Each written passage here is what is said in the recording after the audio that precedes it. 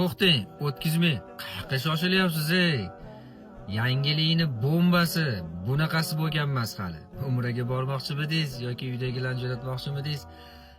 Qarang, sizga aytmoqchi bo'lgan yangilikni yangisi 28-yanvar va 30-yanvar kunlariga 14 kunlik, 21 kunlik reyslarimiz bor.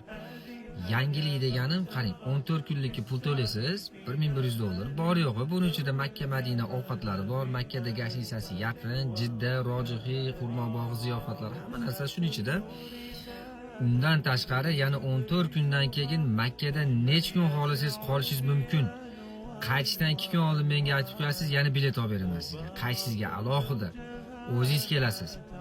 Mazzami? Xohlasangiz Ramazonga qolib ketmaysizmi? Men sizga gasisani kunlik pulini aytaman, to'lab qo'yib yashayverasiz.